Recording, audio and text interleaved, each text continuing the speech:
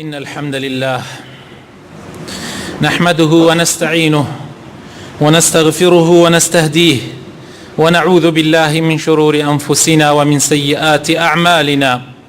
من يهده الله فلا مضل له ومن يضلل فلا هادي له، وأشهد أن لا إله إلا الله وحده لا شريك له، وأشهد أن محمدا عبده ورسوله. يا أيها الذين آمنوا اتقوا الله حق تقاته ولا تموتن إلا وأنتم مسلمون. أما بعد، فإن أصدق الكلام كتاب الله، وخير الهدي هدي محمد صلى الله عليه وسلم، وشر الأمور محدثاتها، وكل محدثة بدعة، وكل بدعة ضلالة، وكل ضلالة في النار.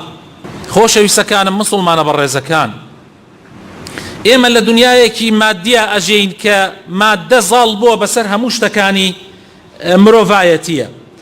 لەناو حیاتێکی پڕ لە قەلەق و پڕ لە دڵە ڕاوکێیە ئەژین، دنیایەک کە زیاتر ڕات ئەکێشێ بەرەو لای مادیەکەی کە مرۆڤ لە دوو بەش پێک هاتووە، لە بەشی مادە و لە بەشی ڕوح.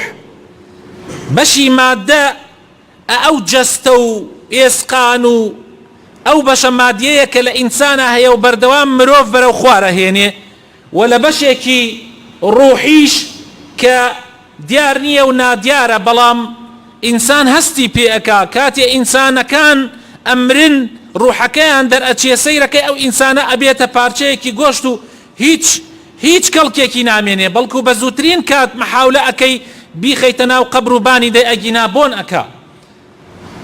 ئەو لایەی کە زۆر گرنگە لە مرۆڤایەتیە مەسئلە ڕوحەکەیە. ئێمە هاین لە ژیانێکە ئەژین زیاتر گرنگی ژیانەکە مرە لای ئەوە ئەدوا گرنگی بەوە بدەی کەوا لایەنی مادیەکە بەهێزکەی، لایەنە ڕوحەکە بەرەڵاکەی.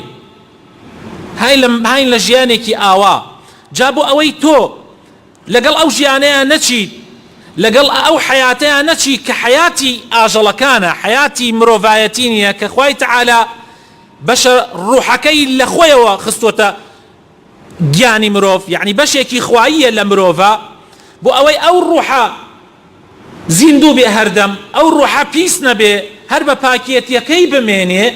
ئینسان پێویستە باوش بکاتەوە بۆ ئەو ڕێگایانەی کە خوای تەعالا بۆ ئینسان دایناوە کە بریتیە لە عیبادەت و پەرستشەکان.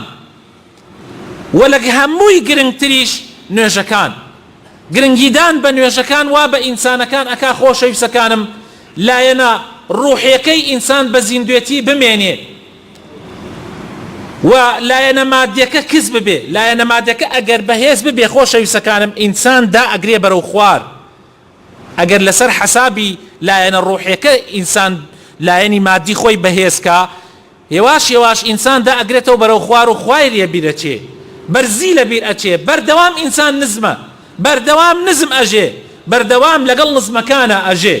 بەڵام ئەگەر ئینسان لایەنە ڕوحیەکەی بەرز بێ و لایەنی مادیش ئیهمال نەکا، ئەو کاتە بەو شێوازە ئەبێ کە خوا ئەیەوێ، کە پێغەمبەری خۆشەویستمان ئەیەوێ، کە هەموو پێغەمبەرەکانیش خوای تەعالا بۆ ئەوە ناردوونی.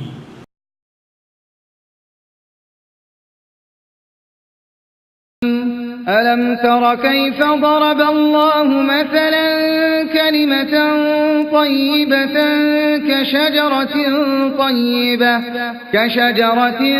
طيبة أصلها ثابت